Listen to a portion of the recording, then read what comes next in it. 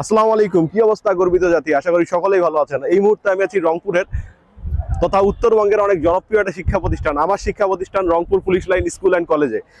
এখানে আসার কারণ হচ্ছে সম্মিলিত ইফতার মাহফিল আছে 29 তারিখ, মানে 29 মার্চ, 28 রোজা, শনিবার। তো সবাই আমরা একত্রিত হব। আমার ব্যাচের যারা আছেন, আমি 2011-র ব্যাচ, 2011 যারা আছেন তারা অবশ্যই চেষ্টা করবেন এই ইফতার মাহফিলে যোগদান করার। বাকি যারা প্রাক্তন স্টুডেন্ট আছেন সবাই চেষ্টা করবেন এই ইফতার মাহফিলে যোগদান করার। তো এই হচ্ছে আমাদের স্কুল। আগের বিল্ডিং গুলো নাই, আগের বিল্ডিং গুলো আমাদের অনেক স্মৃতি আছে, জাস্ট এইখানে একটা পুরাতন বিল্ডিং আছে, বাকি সবকিছু নতুন। তো যাই হোক, এই ভিডিওটা শেয়ার হবে অনেক, ভিডিওটার মাধ্যমে সবাইকে জানানোর চেষ্টা করলাম যে আমাদের ইফতার মাহফিল হচ্ছে।